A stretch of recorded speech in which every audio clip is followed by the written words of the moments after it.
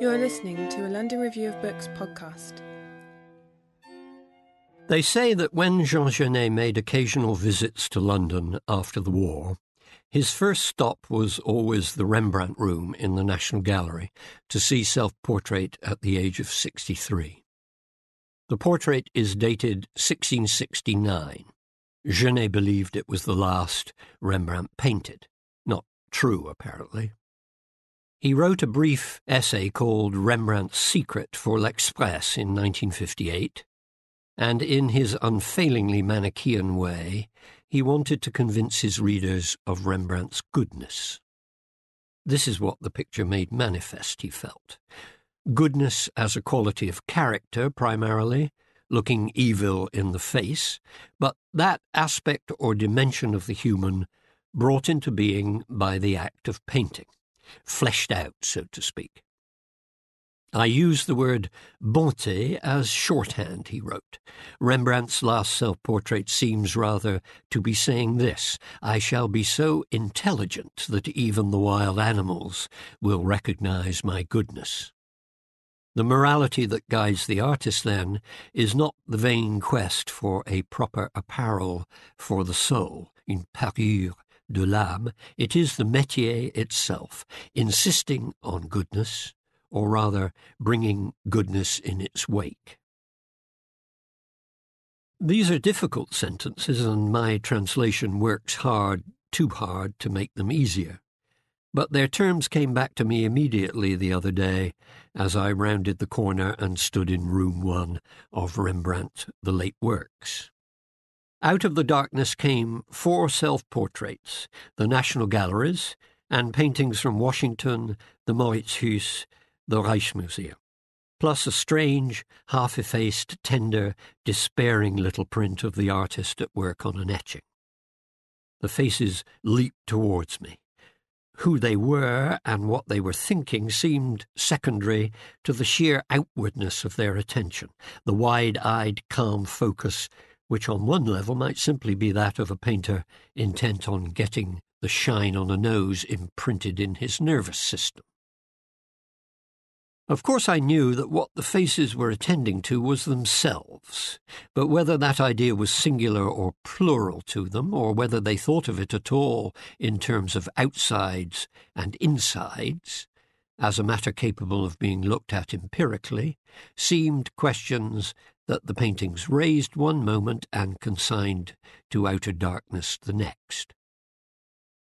The darkness in Rembrandt, which has always perturbed those confronting him, whether they've chosen to valorize it or not, did have the look in this world of raised eyebrows and faint smiles about puffy lips, of doubt about the self and its motives, the realm of the Protestant conscience, the world Erich Auerbach taught us to recognize as always fraught with background. But out of this background, all the brighter for emerging from the murk, seemed to come a final, decisive exteriority to the soul, a materiality, a workmanship. I think the intertwining of these 3 notions is what Genet's words goodness and intelligence were meant to suggest. 20 years ago, when I wrote an essay on self-portraiture, it was the question of outside and inside that seemed to me key to the mystery. I thought the character of Rembrandt's look in the National Gallery canvas derived from its being locked into, maybe trapped inside, a series of spatial and spiritual boxes. The Rembrandt imagined in self-portrait as Apostle Paul, next door to the National Gallery picture in the present exhibition, is specifically put in prison. Restorers tell us there are bars on a window just visible in the gloom. Let's assume, this was my previous starting point, that what we are looking at in the self-portrait is the image a painter saw in a mirror. It seems to follow that the kind of attention we're shown is special, not to say exotic, the look of someone looking at himself looking. The trouble is that we can only decide where to put an end to that final phrase by pure fiat. It seems designed to go on forever. The look of someone looking at himself, looking at the look he has, when it's a matter of looking not just at anything, at something else, but back to the place from which one is looking. Would that do better? Is that what self-portraiture is about? Simple questions in this area seem to open onto infinite dialectical regress. And isn't one of the things we admire in the best of the genre precisely the effort to represent this dialectical vertigo? Isn't that what Rembrandt is doing? Maybe. There are moments in Room 1 when questions of this kind do crop up. Dialectical intricacy is part of the game. Maybe the shadowy page of Scripture in self-portrait as Apostle Paul is meant as a metaphor for the interiority, the space of hidden meanings that the look in the mirror can never quite reach. Light hits the apostle's face, exposing its ruined facade. What is inside it, what it's thinking and fearing, will always remain a kind of writing in the dark. Nonetheless, I didn't find in the show that being caught in the crossfire of Rembrandt's four gazes provoked new feats of dialectic. It mainly cancelled the old ones. I didn't think that my previous scepticism about inside and outside in the model of mind quite captured what was happening as I turned from one picture to another. Somewhere in the back of my consciousness, I clung to the idea that self and other, exterior and interior, immediacy and reflection were distinctions that shaped the look I was trying to come to terms with. I wanted to resist the distinctions, or at least question them, but I knew that the look short-circuited my intellectual defences. It addressed me directly. It put me in the place of self. Rembrandt and I, the look was our term of agreement, were face to face. Let's call this the Rembrandt effect. It's an immensely powerful one whose mechanics remain largely a mystery. It proved inimitable, or rather, the imitation seemed often to get the mechanics right, but mostly failed to deliver the effect. People in the 17th century appear to have wanted the effect and been willing to pay for it. Their dismal handbooks of art theory, and even more dreadful guides to the progress of the soul, had nothing germane to tell them about the picture of self on offer from the disreputable showman, with his whore of a wife and his sordid bankruptcy. But there was, apparently, a thriving market for the kind of face-to-faceness he specialized in. A market for the unspeakable, we might say. Whether or not Rembrandt was bankrupt, his prices remained high. Italian noblemen and international bankers beat away to his door. A German called Everhard Jabach, art dealer cum financier in Paris, seems to have been the first owner of self-portrait as Apostle Paul. Shades of the prison house clearly appealed. What I now think was wrong in my previous approach to Rembrandt was my choice of terms. My essay assumed that the look of self-portraiture was paramount and extracted the look from the face. Rembrandt did not.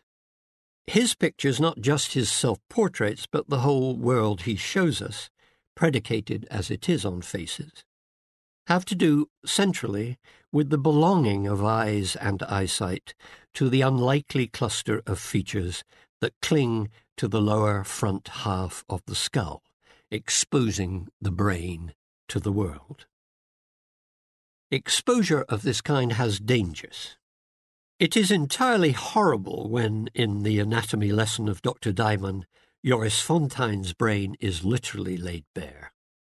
But the proximity of the anatomy lesson to the self-portraits in the show, one among many unnerving conjunctions, only serves to alert us to the strangeness of the brain's everyday, non-horrible externalization. What word will do here? Appearance is weak, apparatus too Cartesian, outlook too clever. The cant word interface might serve. Rembrandt paints faces. When he finds himself in a world where appropriate facial expressions don't come to mind, he's in trouble. The conspiracy of the Batavians, battered a bit cruelly by the lights in room 2, shows him hitting an imaginative brick wall. In his few and uncanny landscape paintings, none of them from his last years, he seems to make a virtue of being out of his depth. No other depictions of the countryside, not even Cézanne at his most stony, seem so intent on showing nature as a territory human beings have strayed into essentially by mistake. But the world of faces is rightly his, and ours in turn. We inhabit it as we would a hole of mirrors. Rembrandt struts about the darkened room, owner and impresario, and what he intends to show us above all is our powerlessness in the face of physiognomies. A face, he will demonstrate, is a machine for exteriorizing, exchanging, universalizing subjectivity, rather in the way Le Corbusier thought a house was a machine for living in.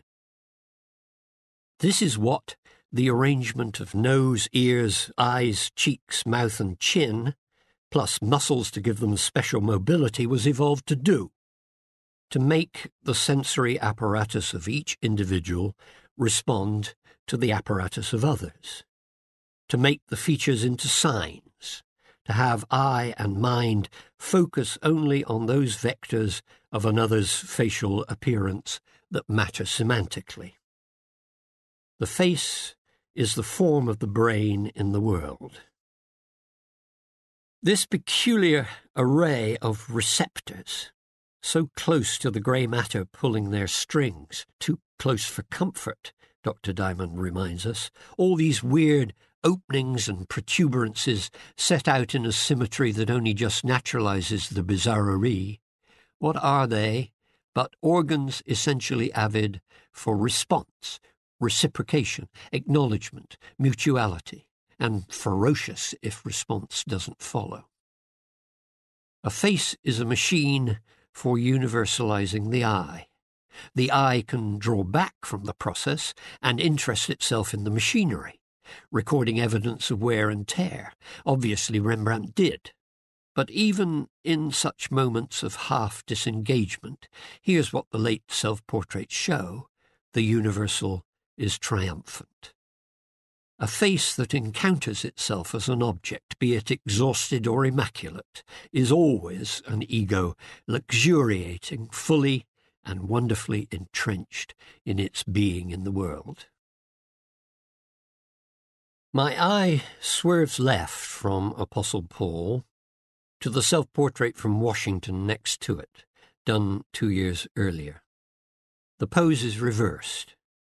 The realm of the word has been left behind. Blurred hands grip one another. The fingers of the hand furthest away are like tongues of slow-moving lava. They invite us to touch, to fill out their approximation. Placeholders would be a word for them.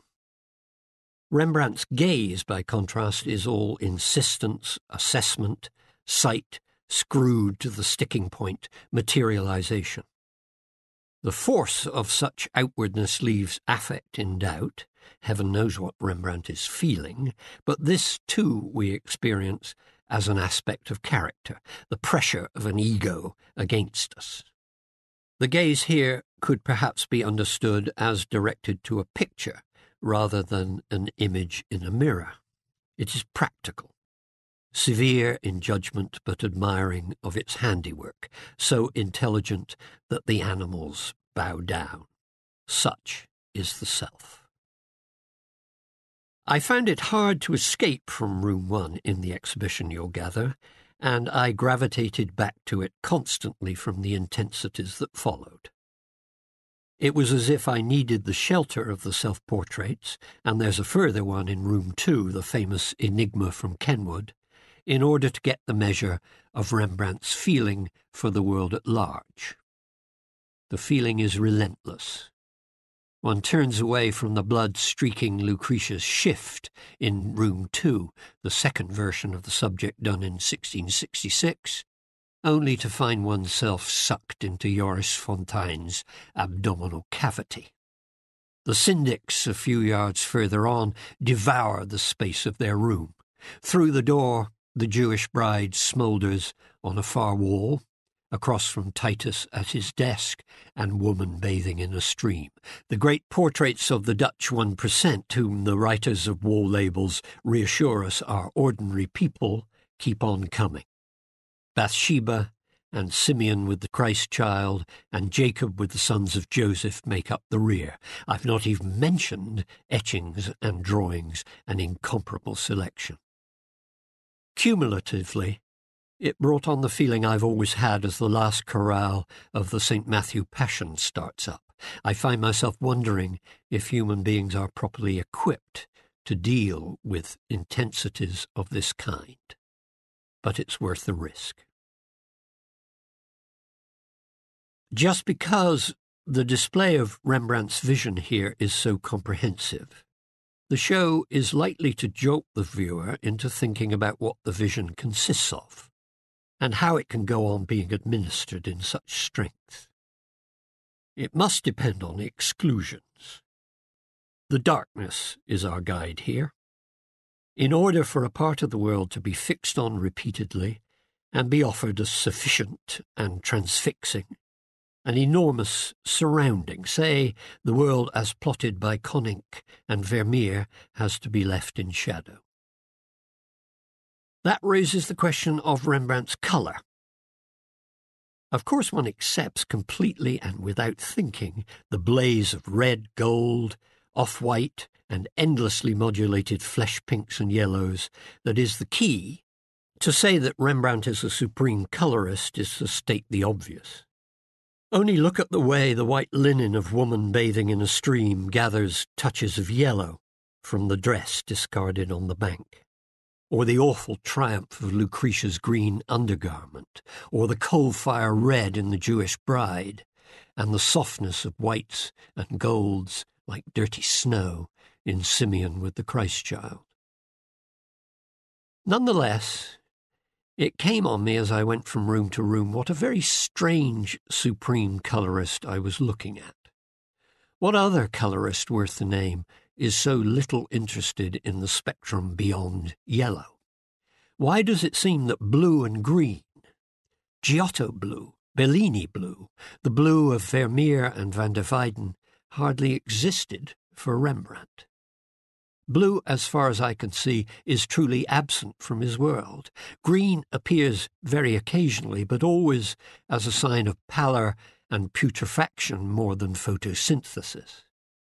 The green in Lucretia is death incarnate. The pot plant in the Jewish bride is a ghost. It may be that partly this has to do with practicalities. Material events, fading and darkening of colours, the price of pigments, and so on. But this cannot be decisive. We're dealing so clearly with an aesthetic choice, which is in turn an ethical and hermeneutic one. Perhaps blue is excluded from Rembrandt's worldview because he knew that the other great colourists, who were always in his sights, had made it so indelibly the marker of heaven on earth. And in Rembrandt there is no heaven. He is the purest of believers in a hidden God.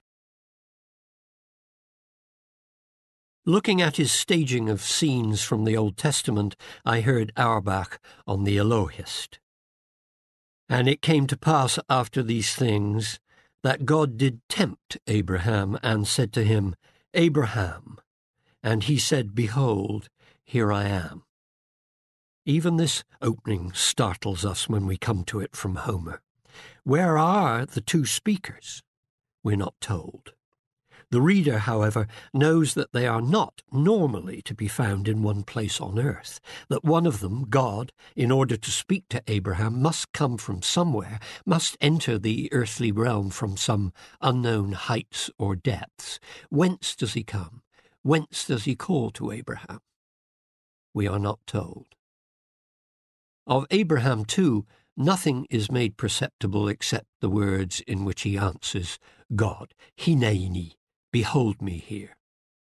Moreover, the two speakers are not on the same level. If we conceive of Abraham in the foreground, where it might be possible to picture him as prostrate or kneeling or bowing with outspread arms or gazing upward, God is not there too. Abraham's words and gestures are directed towards the depth of the picture or upward, but in any case, the undetermined, dark place from which the voice comes to him is not in the foreground. It's beautiful that Auerbach's terms are pictorial. His whole account seems meant to illuminate Rembrandt's brand of indeterminacy. And it allows us to grasp, at least for a moment, the most extraordinary aspect of Rembrandt's staging of presence. The fact that, close as his figures and substances all seem, projected towards us by the darkness that is their God, they are never established as entities in a foreground. A foreground implies a background to match, a distance, an openness, an emptiness. Rembrandt's dark is none of the above. Proximity, the presence of the self, is absolute. Woman bathing in a stream is as close as we get in Rembrandt's world picture to a body just feeling and enjoying the elements, escaping from Auerbach's we are not told. It is that rarity in Rembrandt, a picture whose bottom edge is not a falling or fading. The syndics are strong in their bourgeois good faith. They know a good piece of cloth when they see it. But their world, like the painter's, is wholly confined. The reality we try to encapsulate in the words bourgeois society, of which Rembrandt's Holland was the prototype, permeates the rooms in the National Gallery like an atmosphere, slightly contaminated, more than a touch distasteful, but electric with energy and earned self-satisfaction. Art historians see it as their task to trace connections between the fiction of the eye that Rembrandt perfected and the mercantile empire that gave him house room. The connections seem obvious, and that's the trouble.